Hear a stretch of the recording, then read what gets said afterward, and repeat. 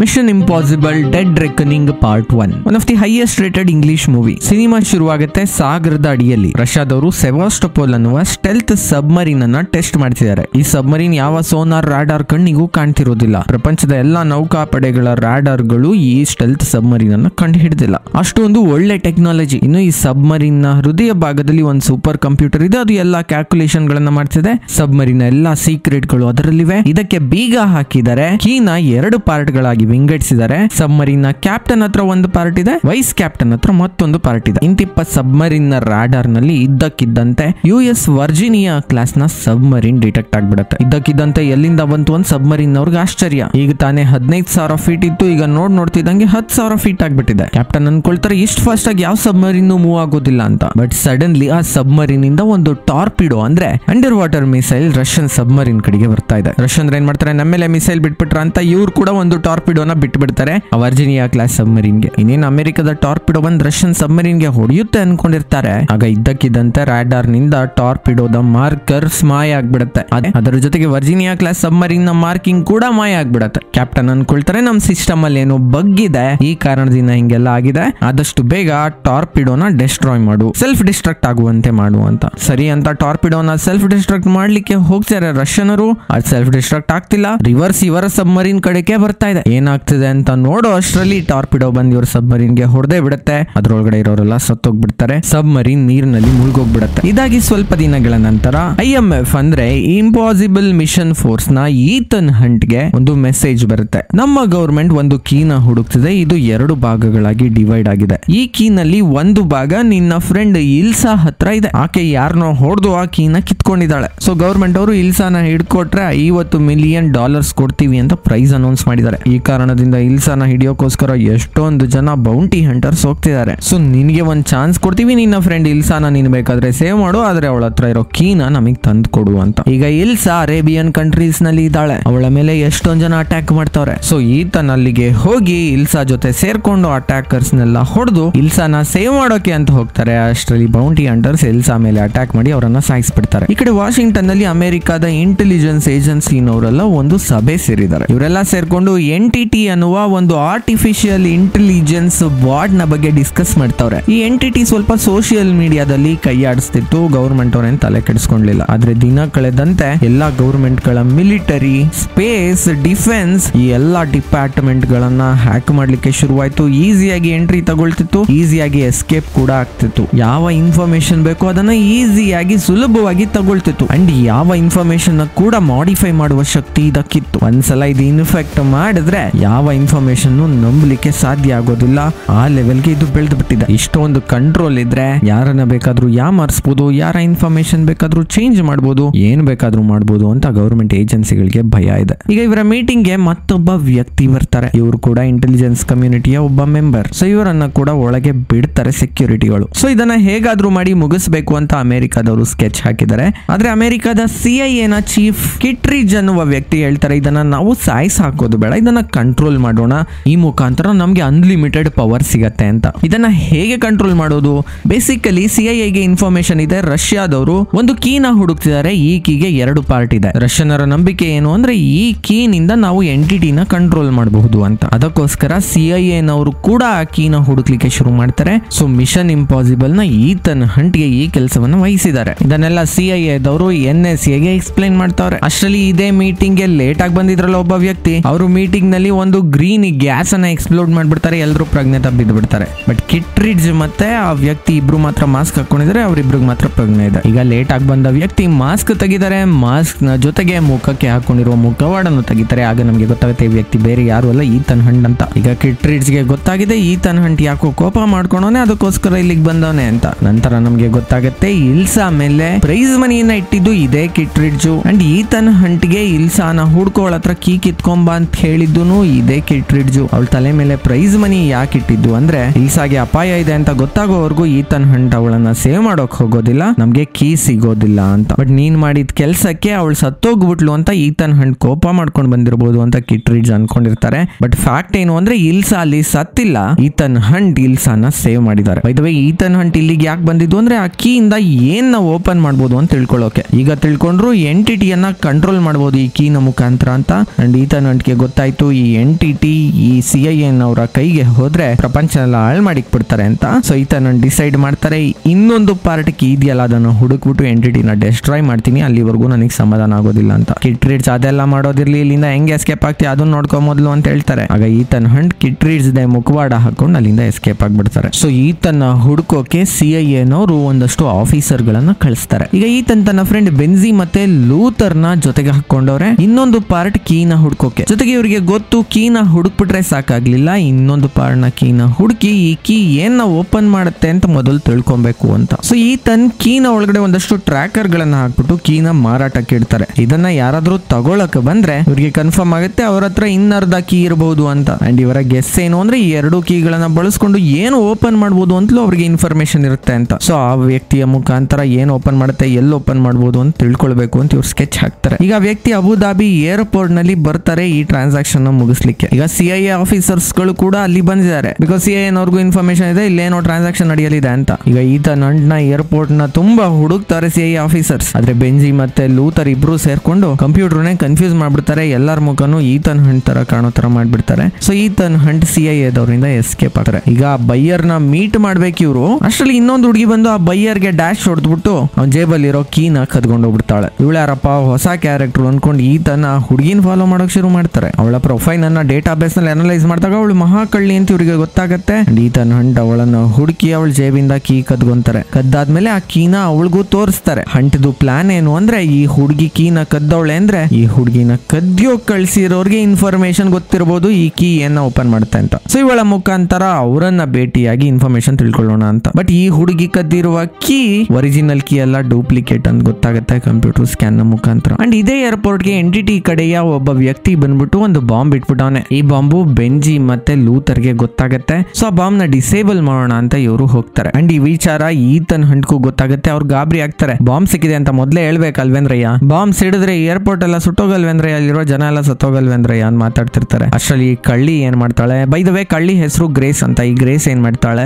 ಈತನ್ Hunt ಜೇಬ್ ನಲ್ಲಿರುವ original ಕೀನು ಕದ್ಕೊಂಡು airport ನಿಂದ escape ಆಗ್ಬಿಡ್ತಾಳೆ. ಈತನ್ ಅವಳನ್ನ ಫಾಲೋ ಮಾಡ್ಕೊಂಡು ಹೋಗ್ತಾರೆ. ಆದ್ರೆ ಅವಳು ಇಟಲಿಗೆ ಹೋಗುವ ಫ್ಲೈಟ್ ಗೆ ಹತ್ಬಿಟ್ಟು ಇಟಲಿಗೆ ಹೋಗ್ಬಿಡ್ತಾಳೆ. ಈತನಿಂದ ಎಸ್ಕೇಪ್ ಆಗ್ಬಿಡ್ತಾಳೆ. ಕೈಗೆ ಸಿಕ್ಕಿದ್ ಕೀ ಬೀಗಕ್ಕೆ ಹೋಗ್ಲಿಲ್ಲ ಅಂತ ಬೈಕೊಂಡು ಹುಡುಕ್ತಾ ಬಿಡಲ್ಲ ಅಂತ ಈತನ್ನು ಸುಮ್ನಾಗ್ತಾರೆ. ನೆಕ್ಸ್ಟ್ ಸೀನ್ ನಲ್ಲಿ ಆ ಗ್ರೇಸ್ ನ ಇಟಲಿ ಆಫೀಸರ್ ಗಳು ಅರೆಸ್ಟ್ ಮಾಡೋರೆ. ಅಬುದಾಬಿಯಿಂದ ಒಂದು ಮೆಸೇಜ್ ಬಂದಿತ್ತು, ನೀನ್ ದೊಡ್ಡ ಕಳ್ಳಿ ಅಂತೆ, ನಿನ್ನ ಹತ್ರ ಎಷ್ಟೊಂದು ಪಾಸ್ಪೋರ್ಟ್ ಗಳಿದ್ಯಂತೆ, ಅದನ್ನ ಯೂಸ್ ಮಾಡ್ಕೊಂಡು ಎಲ್ಲಾ ಕಡೆ ರಾಬ್ರಿ ಮಾಡ್ತಿದ್ಯಂತೆ ಅಂತ. ಜೊತೆಗೆ ಸಾಕ್ಷಿ ಅಂತೆ ಅವಳ ಜೇಬ್ ನಲ್ಲಿ ಎಷ್ಟೊಂದು ಪಾಸ್ಪೋರ್ಟ್ ಗಳು ಕೂಡ ಸಿಗ್ತವೆ. ಈ ಕಾರಣದಿಂದ ಅವಳನ್ನ ಅರೆಸ್ಟ್ ಮಾಡಲಾಗಿದೆ. ಬಟ್ ಗ್ರೇಸ್ ಹೇಳ್ತಾಳೆ ನೋ ಇದ್ ನಾನಲ್ಲ, ಇದ್ ನಾನಾಗೋಕ್ ಚಾನ್ಸೇ ಇಲ್ಲ ಅಂತ. ನಂತರ ನಮಗೆ ಗೊತ್ತಾಗುತ್ತೆ ಇಟಾಲಿಯನ್ ಪೊಲೀಸ್ ನವ್ರಿಗೆ ಇನ್ಫಾರ್ಮೇಶನ್ ಕೊಟ್ಟಿದ್ ಈತನ್ ಹಂಟ್ ಅಂತ. ಈಗ ಲಾಯರ್ ನ ರೂಪದಲ್ಲಿ ಈತನ್ ಹಂಟ್ ಬಂದಿದ್ದಾರೆ ಗ್ರೇಸ್ ಗೆ ನಾನ್ ಬೇಲ್ ಕೊಡಿಸ್ತೀನಿ ಅಂತ. ಅಷ್ಟರಲ್ಲಿ ಗ್ರೇಸ್ ಪೊಲೀಸ್ ಸ್ಟೇಷನ್ ನಲ್ಲಿರುವ ಒಂದು ಫೈಲ್ ನಿಂದ ಪಿನ್ ಕಳಿಸ್ಕೊಂಡು ತನ್ನ ಕೈಗೆ ಹಾಕಿರುವ ಬೇಡಿಗಳನ್ನ ಬಿಡಿಸ್ಕೊಂಡ್ಬಿಟ್ಟಿರ್ತಾರೆ. ಈಗ ಈತನ್ ಹೇಳ್ತಾರೆ ಗ್ರೇಸ್ ಗೆ, ಕೀ ಎಲ್ಲಿಟ್ಟಿದ್ಯಾ, ಕೀ ಕೊಡು, ನಿನ್ನ ಇಲ್ಲಿಂದ ಹೆಂಗಾದ್ರೂ ಮಾಡಿ ಎಸ್ಕೇಪ್ ಮಾಡಿಸ್ತೀನಿ ಅಂತ. ಅಷ್ಟರಲ್ಲಿ ಈತನ್ ಇಟಲಿಗೆ ಬಂದಿರೋದು CIA ಕಡೆಯವ್ರಿಗೆ ಗೊತ್ತಾಗುತ್ತೆ. CIA ನವರು ಬಂದ್ಬಿಟ್ಟವ್ರೆ ಈ ಪೊಲೀಸ್ ಸ್ಟೇಷನ್ ಗೆ ಈತನ್ನ ಅರೆಸ್ಟ್ ಮಾಡ್ಲಿಕ್ಕೆ. ಸೊ ಈತನ್ ಗ್ರೇಸ್ ನ ಕರ್ಕೊಂಡು ಅಲ್ಲಿಂದ ಮೊದಲು ಎಸ್ಕೇಪ್ ಆಗೋಣ ಅಂತ ಹೊರಗಡೆ ಹೋಗ್ತಿರ್ತಾರೆ. ಆಗ ಗ್ರೇಸ್ ಜೋರಾಗಿ ಕಿರ್ಚಿ ಈತನ್ನ ಸಿಕ್ಕಾಕ್ಸ್ಬಿಟ್ಟು ಅಲ್ಲಿಂದ ಎಸ್ಕೇಪ್ ಆಗ್ಲಿಕ್ಕೆ ಅಂತ ಓಡೋಗ್ತಾಳೆ. ಬಟ್ ಈತನ್ ಮೂವಿ ಹೀರೋ ಸಿಕ್ಕಾಕೊಳಕಾಗತ್ತಾ, ಅವ್ರು ಕೂಡ ಅಲ್ಲಿಂದ ಓಡ್ ಬರ್ತಾರೆ. ಈಗ ಗ್ರೇಸ್ ಒಂದು ಪೊಲೀಸ್ ಕಾರನ್ನ ತಗೊಂಡು ಅಲ್ಲಿಂದ ಓಡೋಗ್ತಾವಳೆ. ಅವಳನ್ನ ಫಾಲೋ ಮಾಡ್ಕೊಂಡು ಪೊಲೀಸ್ ಬೈಕ್ ತಗೊಂಡು ಈತನ್ ಓದ್ತಾವ್ರೆ. ಇನ್ನು ಇವರಿಬ್ರನ್ನ ಫಾಲೋ ಮಾಡ್ಕೊಂಡು CIA ನವ್ರು ಹೋಗ್ತಾವ್ರೆ. CIA ಅವರಿಂದ ಇಟ್ಲಿ ಪೊಲೀಸ್ ಅವ್ರು ಹೋಗ್ತಾವ್ರೆ. ಇವರಿಬ್ರು ಜೊತೆಗೆ ಆ ಗೇಬ್ರಿಯಲ್ ಇದನ್ನಲ್ಲ ಆತನ ಚೇಲಿ ಬಿಳಿತಲೆ ಹುಡುಗಿನೂ ಫಾಲೋ ಮಾಡ್ತಾವಳೆ. ಇವಳು ನೋಡೋಕೆ ದೊಡ್ಡ ಸೈಕೋಪತ್ ತರ ಕಾಣಿಸ್ತಾವಳೆ. ಇಲ್ಲಿ ಒಂದು 10-15 ನಿಮಿಷ ದೊಡ್ಡ ಚೇಸ್ ನಡೆಯುತ್ತೆ. ಇವ್ರನ್ನ ಫಾಲೋ ಮಾಡ್ತಿರುವ ಎಲ್ಲರಿಂದ ತಪ್ಪಿಸ್ಕೊಳ್ತಾ ಗ್ರೇಸ್ ಅಂಡ್ ಈತನ್ ಇಬ್ರು ಎಸ್ಕೇಪ್ ಆಗ್ತಾರೆ. ಬಟ್ ಫೈನಲಿ ಕೀ ಕೊಡ್ಬೇಕಾಗತ್ತೆ ಅಂತ ಗ್ರೇಸ್ ಮತ್ತೆ ಈತನ್ ಕೈಯಿಂದ ಎಸ್ಕೇಪ್ ಆಗ್ಬಿಡ್ತಾಳೆ. ಈತನ್ ಕೀ ಸಿಗ್ಲಿಲ್ಲ ಅಂತ ಮತ್ತೆ ಡಿಸಪಾಯಿಂಟ್ ಆಗ್ತಾರೆ. ಅಷ್ಟರಲ್ಲಿ ಬೆಂಜಿ ಮತ್ತೆ ಲೂಥರ್ ಇಬ್ರು ಬಂದು ಈತನ್ನ ಕಾರ್ ನಲ್ಲಿ ಕರ್ಕೊಂಡು ಹೋಗ್ತಾರೆ. ಟೆಂಪೋದಲ್ಲಿ ಕರ್ಕೊಂಡು ಹೋಗ್ತಾರೆ. ಈ ಟೆಂಪೋದಲ್ಲಿ ಇವ್ರಗಳ ಜೊತೆ ಇಲ್ಸಾ ಕೂಡ ಸೇರ್ಕೊಂಡಿದ್ದಾರೆ. ಈಗ ಇವರೆಲ್ಲ ಸೇರ್ಕೊಂಡಿದ್ರೆ ಇವ್ರಿಗೆಲ್ಲ ಗೊತ್ತಾಗುತ್ತೆ ಗ್ರೇಸ್ ಅವತ್ ರಾತ್ರಿ ಕೀನ ತಗೊಂಡು ಒಂದು ಪಾರ್ಟಿಗೆ ಹೋಗ್ತಿದ್ದಾಳೆ ಅಂತ. ಆ ಪಾರ್ಟಿನ ನಡೆಸ್ತಿರೋದು ವೈಟ್ ವಿಡೋ ಅಂತ ಒಬ್ಬ ದೊಡ್ಡ ಕ್ರಿಮಿನಲ್. ಇವ್ರಿಗೆಲ್ಲ ಐಡಿಯಾ ಬರುತ್ತೆ ಇವಳೇನೆ ಆ ಕೀನ ತಗೊಳ್ಳುವ ಸ್ಕೆಚ್ ಹಾಕಿರಬಹುದು ಅಂತ. ಈಗ ಪಾರ್ಟಿನಲ್ಲಿ ನಮ್ಗೆ ಫುಲ್ ಕೀ ಸಿಕ್ಕಿದ್ರು ಸಹ ಕೀ ಏನ್ ಅನ್ಲಾಕ್ ಮಾಡುತ್ತೆ ಅಂತ ಗೊತ್ತಿಲ್ಲ. ಬೈ ದ ವೇ ಗ್ರೇಸ್ ಗೆ ಕೂಡ ಆ ವಿಚಾರ ಗೊತ್ತಿಲ್ಲ, ಯಾಕಂದ್ರೆ ಗ್ರೇಸ್ ದುಡ್ಡಿಗೋಸ್ಕರ ಕಳ್ತನ ಮಾಡ್ತಿರೋದು. ಸೊ ಇವರೆಲ್ಲ ಸೇರ್ಕೊಂಡು ಆ ಏರ್ಪೋರ್ಟ್ ನಲ್ಲಿ ನಾವೇನಾದ್ರೂ ಮಿಸ್ ಮಾಡಿದ್ವಾ ಅಂತ ಹುಡುಕ್ತಿದ್ದಾರೆ. ಬೈ ದ ವೇ ಏರ್ಪೋರ್ಟ್ ನಲ್ಲಿ ಯಾರೋ ಆ ಸ್ಕೇರ್ ಬಾಂಬ್ ಅನ್ನ ಇಟ್ಟಿದ್ರು. ಆ ಬಾಂಬ್ ಅದಾಗದೆ ನಡ್ಕೊಂಡು ಬರ್ಲಿಲ್ಲ, ಅದನ್ನ ಯಾರೋ ತಂದಿಟ್ಟಿರ್ಬೇಕು. ಆ ವ್ಯಕ್ತಿಯ ಬಗ್ಗೆ ಹುಡುಕ್ಲಿಕ್ಕೆ ಶುರು ಮಾಡಿದ್ರು. ಬೈ ದ ವೇ ನಾನು ಆಗ್ಲೇ ಹೇಳಿದಂತೆ ಆ ವ್ಯಕ್ತಿಯ ಹೆಸರು ಗೇಬ್ರಿಯಲ್ ಅಂತ. ಬಟ್ ಈ ಗೇಬ್ರಿಯಲ್ ಏರ್ಪೋರ್ಟ್ ನ ಒಳಗೆ ಬಂದಿರುವ ಎಲ್ಲ ಎವಿಡೆನ್ಸ್ ಗಳನ್ನ ಡಿಲೀಟ್ ಮಾಡಲಾಗಿದೆ. ಯಾರು ಡಿಲೀಟ್ ಮಾಡಿರೋದು? Entity algorithm. ಬಟ್ ಒಂದು ಕನ್ನಡಿಯಲ್ಲಿ ಗೇಬ್ರಿಯಲ್ ನ ರಿಫ್ಲೆಕ್ಷನ್ ಕಾಣ್ತಿರುತ್ತೆ, ಅದನ್ನ ಡಿಲೀಟ್ ಮಾಡೋದು ಮರ್ತೋಗ್ಬಿಟ್ಟಿದೆ ಈ ಅಲ್ಗಾರಿದಮ್. ಸೊ ಇವ್ರಿಗೆಲ್ಲ ಐಡಿಯಾ ಬರುತ್ತೆ, ಗೇಬ್ರಿಯಲ್ ಮತ್ತೆ ಅಲ್ಗಾರಿದಮ್ ಇಬ್ರು ಒಂದಾಗಿ ಈ ಕೆಲಸಗಳನ್ನ ಮಾಡಿಸಿದ್ದಾರೆ. ವೈಟ್ ವಿಡೋ ಹತ್ರ ಈ ಗೇಬ್ರಿಯಲ್ಲೇ ಬಂದು ಆ ಕೀನ ತಗೊಂಡು ಹೋಗಬಹುದು ಅಂತ. ಬಟ್ ಅಲ್ಗಾರಿದಮ್ ಆ ಕೀನ ಯಾಕೆ ತರಿಸ್ಕೊಳ್ತಿದೆ ಅದು ಇನ್ನೂ ಗೊತ್ತಿಲ್ಲ. ಅದ್ರ ಜೊತೆಗೆ ಈ ಗೇಬ್ರಿಯಲ್ ಯಾರು? ಬೈ ದ ವೇ, ಈ ಗೇಬ್ರಿಯಲ್ ಮತ್ತೆ ಎಂಟಿಟಿಗೂ ಇರುವ ಸಂಬಂಧ ಗೊತ್ತಾಗಿದ್ದು ಇಲ್ಸಾಳ ಫ್ರೆಂಡ್ ಗಳ ಮುಖಾಂತರ. ಸೊ ಇಲ್ಸಾ ಈ ವಿಚಾರನೆಲ್ಲ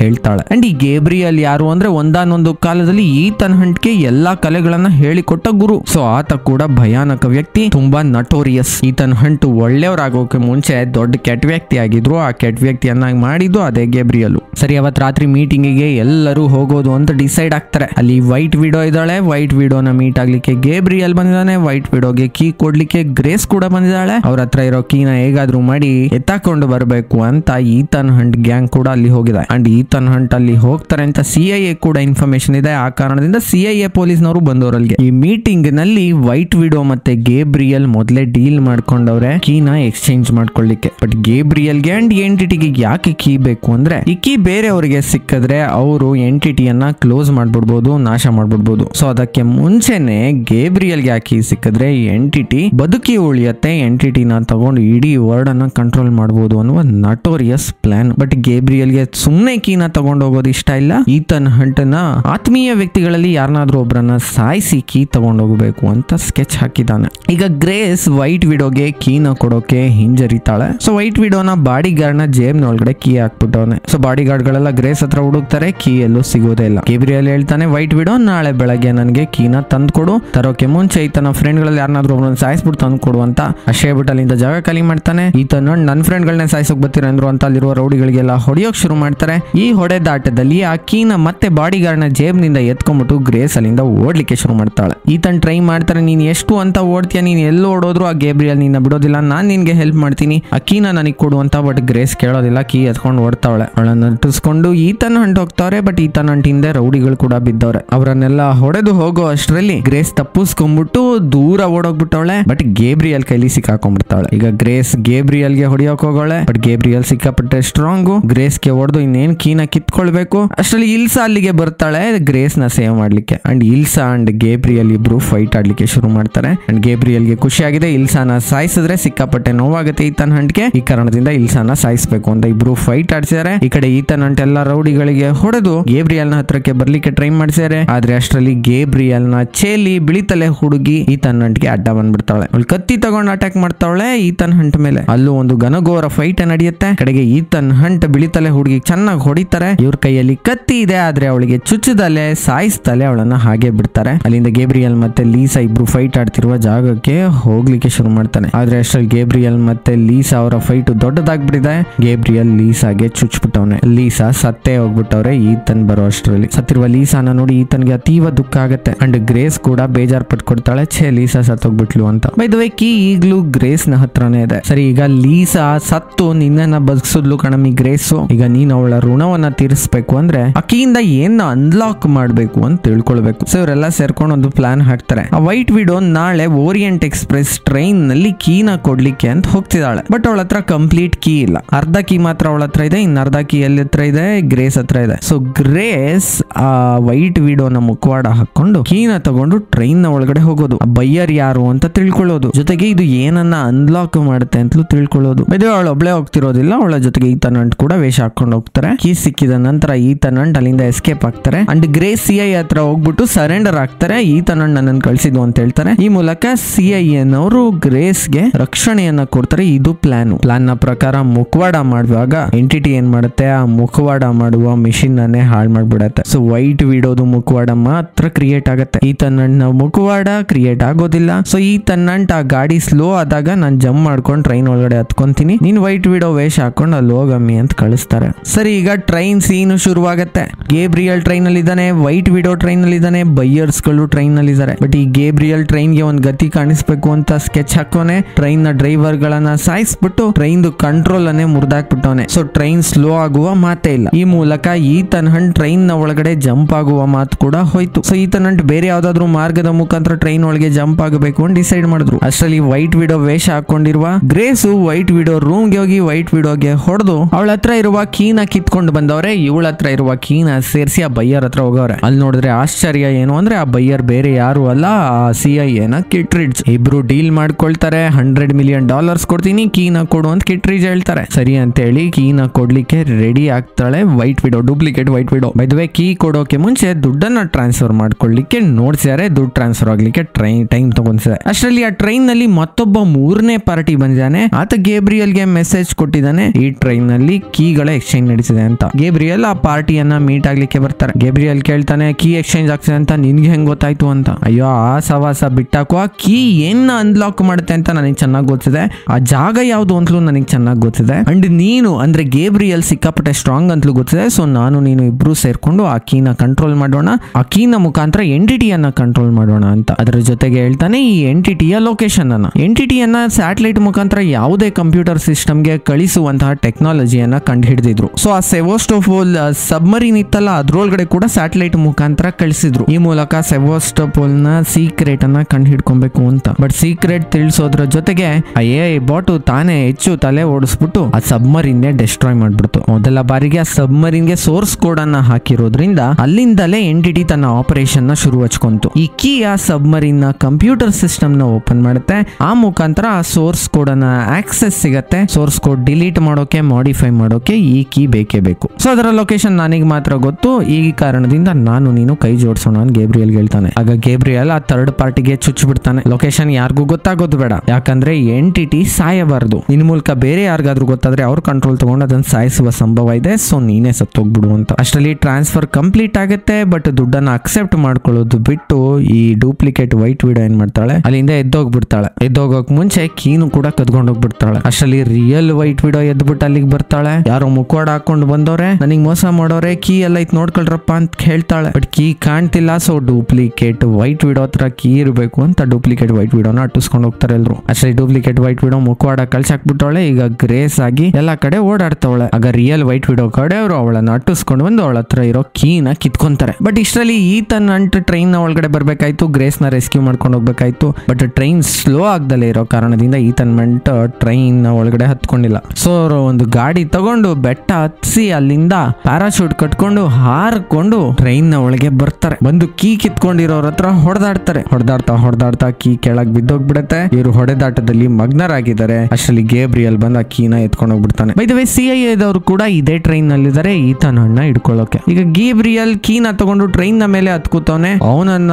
ಓಡಿಸ್ಕೊಂಡು ಈತನ ಹೊಂಟ್ ಹೋಗ್ತಾರೆ. ಇಬ್ರು ಟ್ರೈನ್ ನ ಮೇಲೆ ಕಿತ್ತಾಡ್ತಾರೆ. ಇಲ್ಲೊಂದ್ 10 ನಿಮಿಷ ಕಿತ್ತಾಟ ನಡೆಯುತ್ತೆ, ಜೋರು ಹೊಡೆದಾಟ ನಡೆಯುತ್ತೆ. ಬಟ್ ಈ ಹೊಡೆದಾಟದಲ್ಲಿ ಈತನ ಹಣ್ಣ ಕೈ ಮೇಲಾಗತ್ತೆ. ಚಾಕು ತಗೊಂಡು ಇನ್ನೇನ್ ಗೇಬ್ರಿಯಲ್ಗೆ ಚುಚ್ಚೋಕ್ ಹೋಗ್ತಾರೆ. ಅಷ್ಟರಲ್ಲಿ CIA ಜನಗಳು ಬರ್ತಾರೆ ಗನ್ ಹಿಡ್ಕೊಂಡು. ಚಾಕು ಕೆಳಗ್ ಬಿಟ್ಬಿಡು, ಇಲ್ಲಾಂದ್ರೆ ಶೂಟ್ ಮಾಡ್ಬಿಡ್ತೀವಿ ಅಂತ ಹೇಳ್ತಾರೆ. ಬೈ ದ ವೇ ಟ್ರೈನ್ ನ ಒಳಗಡೆ ಬಂದಿನಲ್ಲ CIA ನ ಕಿಟ್ರಿಡ್ಜ್, ಆತ ಅನ್ಅಫಿಷಿಯಲ್ ಆಗಿ ಬಂದಿರೋದಿಲ್ಲಿ ಎಂಟಿಟಿಯನ್ನ ಕಂಟ್ರೋಲ್ ಮಾಡಿ ಇಡೀ ವರ್ಲ್ಡ್ ಅನ್ನ ಕಂಟ್ರೋಲ್ ತಗೊಳಕ್ಕೆ ಮೋಸ ಮಾಡ್ಕೊಂಡು ತಗೊಂಡ್ಬರೋಣ ಅಂತ ಪ್ಲಾನ್ ಹಾಕೋನೆ. ಸೊ CIA ಜನಗಳಿಗೆ ಗೊತ್ತಾಗ್ತಿದೆ ಈತ ಏನೋ ಕಿತಾಪತಿ ಮಾಡ್ತಾನೆ, ನಮ್ಮ ಚೀಫ್ ಎಲ್ಲೋ ಏನೋ ಎಡ್ವರ್ಟ್ ಆಗ್ತಿದೆ ಅಂತ. ಬಟ್ ಎನಿವೇ ಚೀಫ್ ನ ಆರ್ಡರ್ ಪ್ರಕಾರ ಈತನನ್ನ ಹಿಡ್ಕೊಳಕ್ ಬಂದವ್ರೆ. ಈಗ ಈತನಂಟು ಗೇಬ್ರಿಯಲ್ ನ ಸಾಯಿಸೋಕ್ ಹೊರಟಿದ್ರು. ಬಟ್ ಅವ್ರಿಗೂ ಚೆನ್ನಾಗಿ ಗೊತ್ತಿದೆ ಸಾಯಿಸ್ಬಿಟ್ರೆ ಈ ಕೀ ಏನನ್ನ ಅನ್ಲಾಕ್ ಮಾಡುತ್ತೆ ಅಂತ ನನಗೆ ಗೊತ್ತಾಗೋದಿಲ್ಲ. ಸೊ ಸಾಯಿಸೋದು ಸರಿ ಇಲ್ಲ ಅಂತ. ಸೊ ಸಾಯಿಸೋದನ್ನ ಸ್ಟಾಪ್ ಮಾಡಿದ್ರು. ಬಟ್ ಗೇಬ್ರಿಯಲ್ ಟ್ರೈನ್ ಇಂದ ಜಂಪ್ ಮಾಡ್ಬಿಟ್ಟು ಅಲ್ಲಿಂದ ಎಸ್ಕೇಪ್ ಆಗ್ಬಿಡ್ತಾನೆ. ಅಷ್ಟರಲ್ಲಿ ದೊಡ್ಡ ಟನಲ್ ಬರ್ತಿದೆ. ಟನಲ್ ಗೆ ಹೊಡ್ಕೊಂಡು CIA ಅವ್ರು ಸತ್ತೋಗ್ಬಿಡ್ತಾರೆ ಅಂತ ಈತನಂಟ್ CIA ಅವ್ರನ್ನ ರೆಸ್ಕ್ಯೂ ಮಾಡ್ತಾರೆ. ಅಂಡ್ ಹೇಳ್ತಾರೆ ಅವ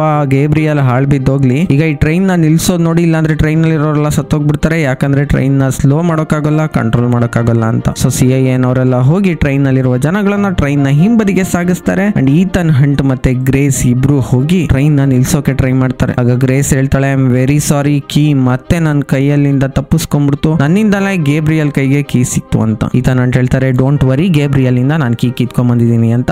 ಈಗ ಟ್ರೈನ್ ನ ನಿಲ್ಸೋದ್ ನೋಡೋಣ ಅಂತ. ಬಟ್ ಟ್ರೈನ್ ನಿಲ್ಸೋಕೆ ಯಾವುದೇ ಮಾರ್ಗಗಳು ಕಾಣ್ತಿಲ್ಲ. ಈ ನಡುವೆ ಆ ಗೇಬ್ರಿಯಲ್ ಏನ್ ಮಾಡೋನೆ, ಮುಂದ್ಗಡೆ ಒಂದು ಬ್ರಿಡ್ಜ್ ಇರುತ್ತೆ ಟ್ರೈನ್ಗೆ, ಆ ಟ್ರೈನ್ಗೆ ಬಾಂಬ್ ಇಟ್ಬಿಟ್ಟವನೆ. ಐ ಮೀನ್ ಆ ಬ್ರಿಡ್ಜ್ ಗೆ ಬಾಂಬ್ ಇಟ್ಬಿಟ್ಟವನೆ. ಬಾಂಬ್ ಡೆಟೋನೇಟ್ ಆಗ್ಬಿಟ್ಟಿದೆ, ಬ್ರಿಡ್ಜ್ ಹೊಡೆದೋಗಿದೆ. ಸೊ ಬ್ರಿಡ್ಜ್ ಹತ್ರಕ್ಕೆ ಹೋಗೋ ಅಷ್ಟರಲ್ಲಿ ಟ್ರೈನ್ ನಿಲ್ಬೇಕು, ಇಲ್ಲಾಂದ್ರೆ ಇಡೀ ಟ್ರೈನೇ ಕೆಳಗ್ ಬಿದ್ದೋಗ್ಬಿಡುತ್ತೆ ನೀರೊಳಗೆ. ಸೊ ಈತನಂಟ್ ಏನ್ ಮಾಡ್ತಾರೆ, ಟ್ರೈನ್ ನ ಇಂಜಿನ್ ನ ಮಿಕ್ಕ ಬೋಗಿಗಳಿಂದ ಕಳಿಸ್ಬಿಡ್ತಾರೆ. ಈಗ ಟ್ರೈನ್ ಸ್ಲೋ ಆಗಿದೆ. ಬಟ್ ಬ್ರಿಡ್ಜ್ ಹತ್ರ ಹೋಗಿ ಒಂದೊಂದೇ ಬೋಗಿಗಳು ಸ್ಲೋ ಆಗಿ ಬೀಳ್ತಿವೆ. ಹೇಗೋ ಕಷ್ಟಪಟ್ಟು ಗ್ರೇಸ್ ಅಂಡ್ ಈತನ್ ಹಂಟು ಬ್ರಿಡ್ಜ್ ನಿಂದ ಎಸ್ಕೇಪ್ ಆಗ್ತಾರೆ. But last bogie full steep ಆಗಿ ಬೀಳ್ತಿದೆ. ಇವರಿಬ್ರು ಇನ್ನೇನ್ ಸತ್ತೇ ಹೋಗ್ಬಿಡ್ತಾರೆ ಅನ್ನೋ ಲೆವೆಲ್ಗೆ ಬಂದ್ಬಿಡುತ್ತೆ. ಅಷ್ಟರಲ್ಲಿ ಆ ಬಿಳಿ ತಲೆ ಹುಡುಗಿ ಇದ್ದಾಳಲ್ಲ ಗೇಬ್ರಿಯಲ್ ಕಡೆ ಅವಳು ಬಂದು ಈತನ್ ಹಣ್ಣ ಕೈನ ಇಟ್ಕೊಂಡು ಇವರಿಬ್ಬರನ್ನ ರೆಸ್ಕ್ಯೂ ಮಾಡ್ತಾಳೆ. ಬೇಸಿಕಲಿ ಆ ಬಿಳಿ ತಲೆ ಹುಡುಗಿಗೆ ಗೇಬ್ರಿಯಲ್ ಚುಚ್ಚಿಬಿಟ್ಟವನೇ. ಯಾಕೆ ಅಂತಂದ್ರೆ ಆ ಬಿಳಿ ತಲೆ ಹುಡುಗಿ ಎಂಟಿಟಿಯ ಸ್ಟೋರಿನ ಕೇಳಿಸ್ಕೊಂಡಿದ್ಲು, ಅದು ಆ ಸಬ್ಮರೀನ್ ಅಲ್ಲಿ ಇದೆ ಅನ್ನೋದನ್ನು ಕೇಳಿಸ್ಕೊಂಡಿದ್ಲು. ಈಕೆಯನ್ನ ಆ ಈತನ್ ಹಂಟ್ ಅವತ್ತು ಸಾಯಿಸ್ತಲೆ ಬಿಟ್ಟಿದ್ನಲ್ಲ, ಆ ಸಿಂಪತಿಗೋಸ್ಕರ ಈತನ್ ಹಂಟ್ಗೆ ರಿಯಲ್ ಸ್ಟೋರಿನ ಹೇಳ್ಬಿಡ್ಬೋದು ಅಂತ ಅವಳಿಗೆ ಚುಚ್ಚಿಬಿಟ್ಟವನೆ. ಆ ರಿವೆಂಜ್ ಅನ್ನ ತೀರಿಸ್ಕೊಳ್ಳೋಕೋಸ್ಕರ ಹೀಗೆ ಬಂದು ಈತನ್ ಹಂಟ್ ಮತ್ತೆ ಗ್ರೇಸ್ ನ ರೆಸ್ಕ್ಯೂ ಮಾಡಿದ್ಲು. ಬಟ್ ಸಿಕ್ಕಾಪಟ್ಟೆ ಗಾಯ ಆಗಿರೋದ್ರಿಂದ ಇನ್ನೇನ್ ಸಾಯುವ ಸ್ಟೇಜ್ಗೆ ಹೋಗಿದ್ದಾಳೆ. ಆಗ ಈತನ್ ಹಂಟ್ ಆ ಕೀನ ತೋರಿಸ್ಬಿಟ್ಟು ಕೇಳ್ತಾರೆ, ಈ ಕೀ ಏನಕ್ಕೆ ಯೂಸ್ ಆಗತ್ತೆ ಅಂತ. ಆಗ ಅವಳು ಹೇಳ್ತಾಳೆ, ಸೆವಾಸ್ಟೋಪೋಲ್ ಅನ್ನುವ ಸಬ್ಮರೀನ್ ನ ಒಳಗಡೆ ಒಂದು ಲಾಕ್ ಇದೆ, ಅದನ್ನ ಓಪನ್ ಮಾಡ್ಲಿಕ್ಕೆ ಈ ಕೀ ಯೂಸ್ ಆಗತ್ತೆ ಅಂತ ಇಷ್ಟ ಹೇಳ್ಬಿಟ್ಟು ಸತ್ತೋಗ್ಬಿಡ್ತಾಳೆ. ಅಷ್ಟರಲ್ಲಿ CIA ಅವರು ಮತ್ತೆ ಬರ್ತಾರೆ ಈತನ್ ಹಣ್ಣ ಅರೆಸ್ಟ್ ಮಾಡ್ಲಿಕ್ಕೆ ಅಂತ. ಬಟ್ ಈತನ್ ಹಂಟ್ ಪ್ಯಾರಾಶೂಟ್ ನ ಮುಖಾಂತರ ಟ್ರೈನ್ ನಿಂದ ಅಂದ್ರೆ ಆ ಬ್ರಿಡ್ಜ್ ನಿಂದ ಕೆಳಗೆ ಜಿಗಿದು ಅಲ್ಲಿಂದ ಎಸ್ಕೇಪ್ ಆಗ್ಬಿಡ್ತಾರೆ. ಗ್ರೇಸ್ CIA ನ ಚೀಫ್ ಕಿಟ್ರಿಡ್ಜ್ ಹತ್ರ ಹೋಗಿ ಸರೆಂಡರ್ ಆಗ್ತಾಳೆ. ಈತನ್ ಹಣ್ಣನ್ನ ಕಳ್ಸಿದ್ದು ನೀವೇನೋ ಚಾಯ್ಸ್ ಕೊಡ್ತೀರಾ ಅಂತಲ್ಲ, ಆ ಚಾಯ್ಸ್ ನ ಸ್ವೀಕರಿಸಲಿಕ್ಕೆ ನಾನು ಸಿದ್ಧ ಇದ್ದೀನಿ, ನಾನು ಕೂಡ IMF ಗೆ ಸೇರ್ಕೊಂತೀನಿ ಅಂತ. ಈಗ ಈತನ್ ಹಂಟ್ ಕೀನ ತಗೊಂಡೋಗೋರೆ, ಆ ಕೀನ ಮುಖಾಂತರ ಎಂಟಿಟಿಯನ್ನ ಡೆಸ್ಟ್ರಾಯ್ ಮಾಡೋದು ಅವರ ನೆಕ್ಸ್ಟ್ ಮಿಷನ್ ಆಗುತ್ತೆ. ಆ ಕತೆ ನೆಕ್ಸ್ಟ್ ಪಾರ್ಟ್ ನಲ್ಲಿ ಬರುತ್ತೆ. ಫಸ್ಟ್ ಪಾರ್ಟ್ ಇಲ್ಲಿಗೆ ಎಂಡ್ ಆಗುತ್ತೆ. ಇದು ಮಿಷನ್ ಇಂಪಾಸಿಬಲ್ ಕತೆ. ಮೂವಿನಲ್ಲಿ ಆಕ್ಷನ್ ಸೀಕ್ವೆನ್ಸಸ್ ಗಳು, ಬ್ಯಾಕ್ ಗ್ರೌಂಡ್ ಮ್ಯೂಸಿಕ್ ಎಲ್ಲ ಸಖತ್ತಾಗಿದೆ. ಆಕ್ಷನ್ ಲವರ್ಸ್ ಖಂಡಿತ ಒಂದ್ಸಲ ಈ ಮೂವಿನ ನೋಡ್ಬೋದು. Thank you so much watching. Take care, bye. ಜೈ ಹಿಂದ್, ಜೈ ಕರ್ನಾಟಕ.